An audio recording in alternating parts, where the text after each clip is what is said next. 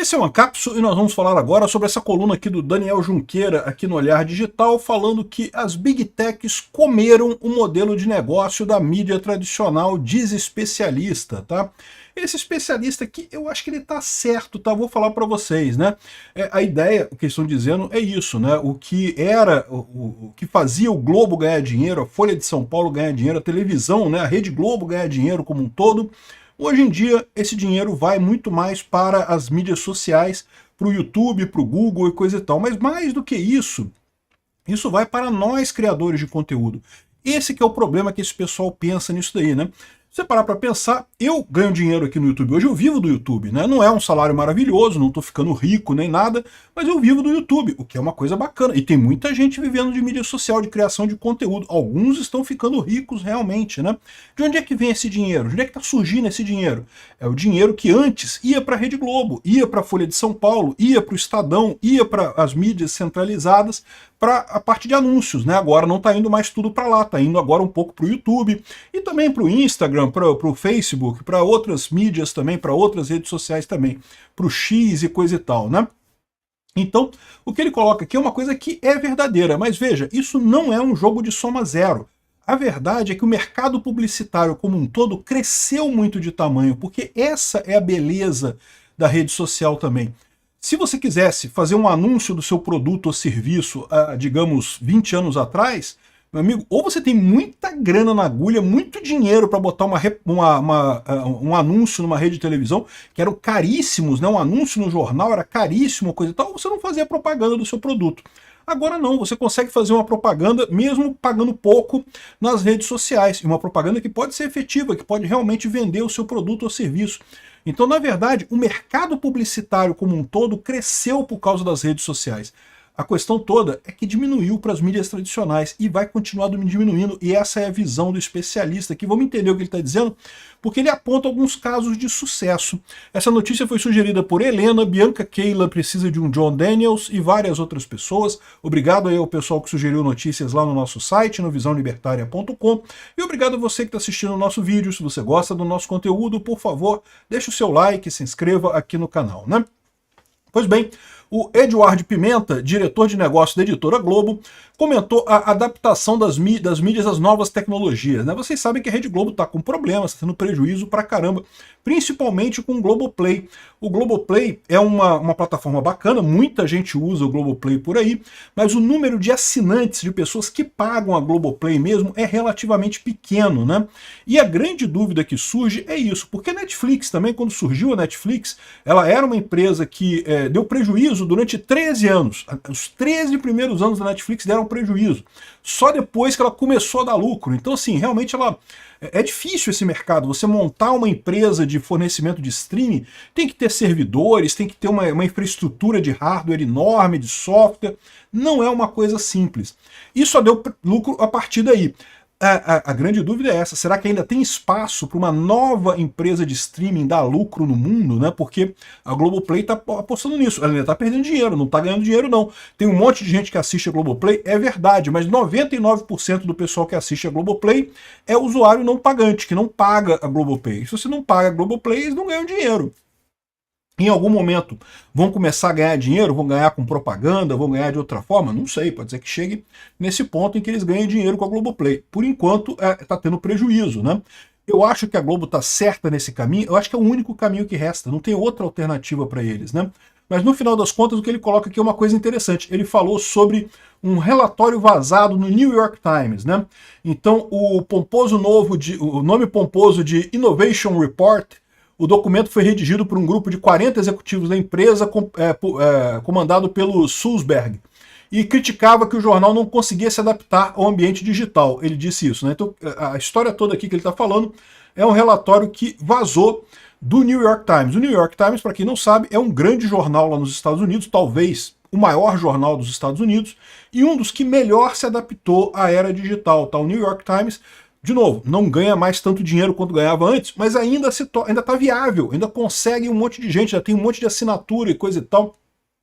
Então, ele está falando aqui, ó, que naquela época, quando vazou esse documento, né, os novos players estavam conquistando espaço e deixando a velha mídia de lado. era o Huffington Post, o BuzzFeed, a Bloomberg, esses jornais na internet que surgiram para competir com a mídia tradicional, né? Ou seja, porque lembra, o New York Times começou como um jornal físico, você tinha o papel mesmo, né?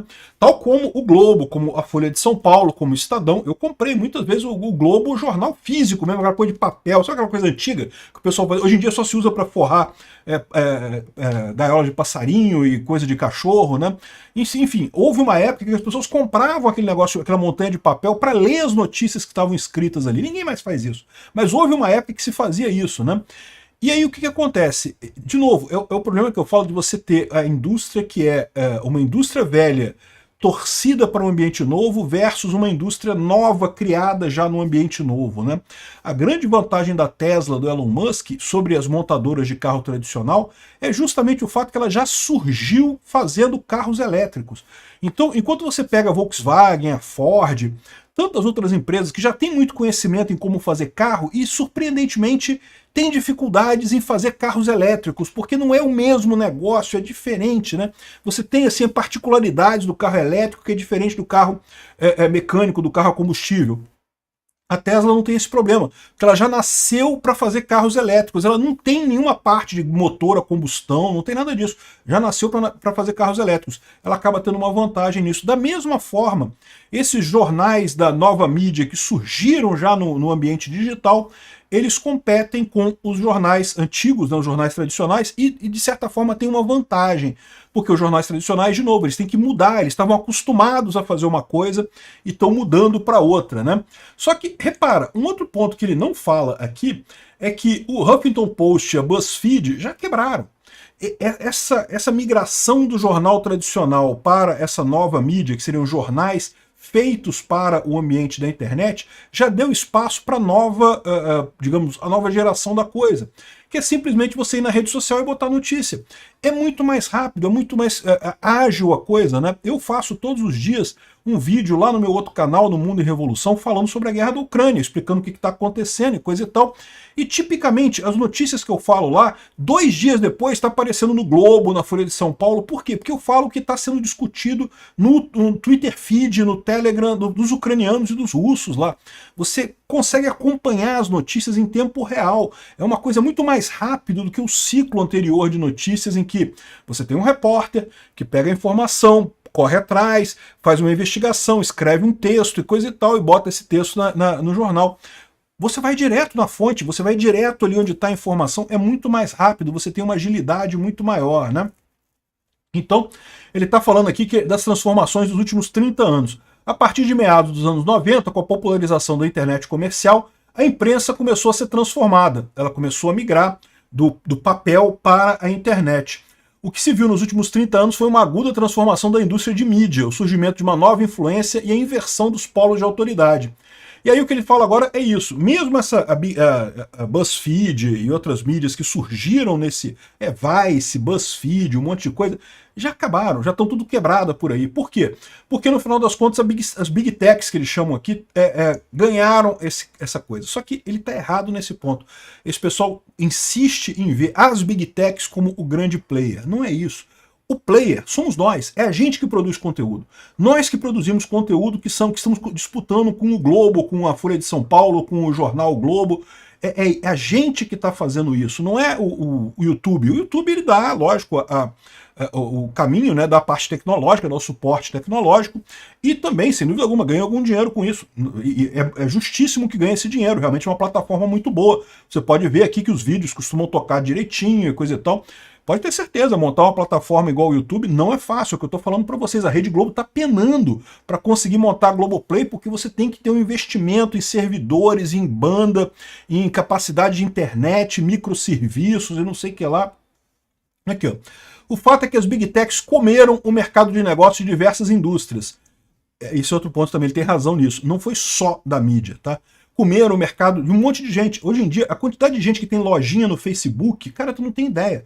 Um monte de gente que vende, compra bugiganga direto no Facebook, tem a lojinha deles ali, vende e compra e coisa e tal. E caramba, e tá competindo com lojas formais que tem aí por aí.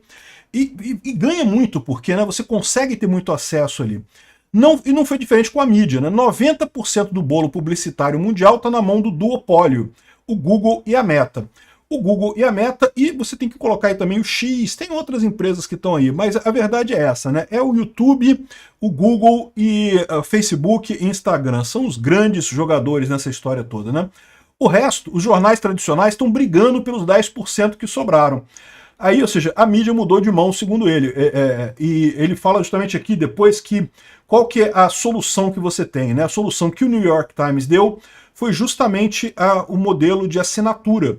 Então, você pode ter a assinatura do New York Times, o que, de novo, é uma coisa meio questionável, tá? Porque é o que eu falo para vocês, a assinatura do New York Times vale só quando você quer ler as notícias de opinião deles, porque para você ter a notícia em si, você não precisa do New York Times, a notícia não tem peso mais hoje em dia, não tem mais custo hoje em dia. Você consegue a notícia no feed do seu Twitter, no feed do seu Facebook, no seu Instagram, você não precisa mais pagar pela notícia. O que você paga é pela coluna de opinião e coisa e tal. Eu assino o New York Times. Por que eu assino o New York Times? Aliás, eu passei a assinar um monte de jornais online, né? Porque o pessoal coloca link lá no canal, no meu site, lá no Visão Libertária, e vocês sabem, eu sou da área de tecnologia, eu costumava correr atrás de contornar os paywall e coisa e tal, mas eu percebi que eu estava perdendo muito tempo com isso.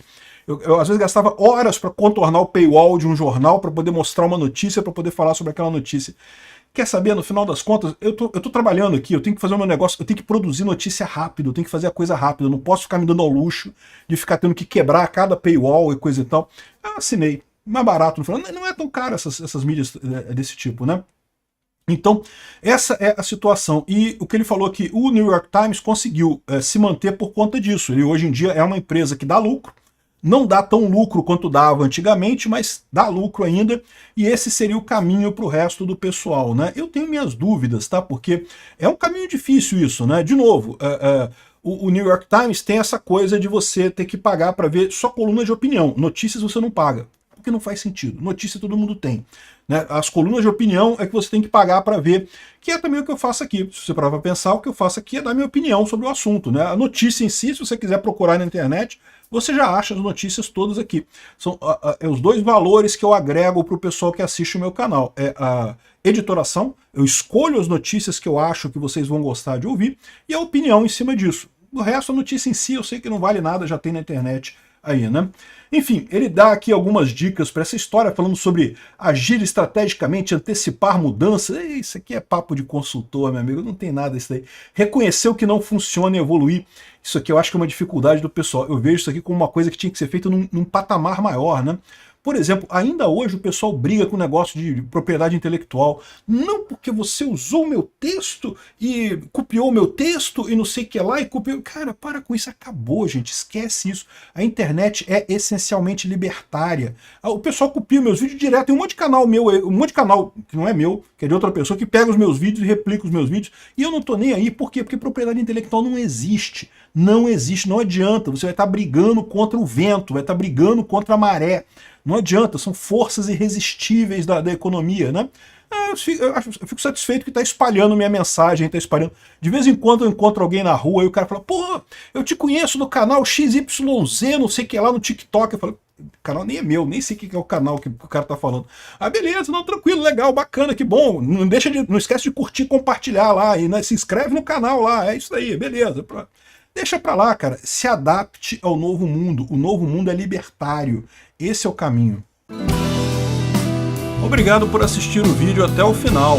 Além de curtir, compartilhar e se inscrever no canal, considere se tornar patrocinador com valores a partir de R$ 1,99. Clique no botão Seja Membro abaixo para saber as condições e vantagens de patrocinar o canal. Mais informações sobre o nosso projeto, visite nossos sites indicados na tela.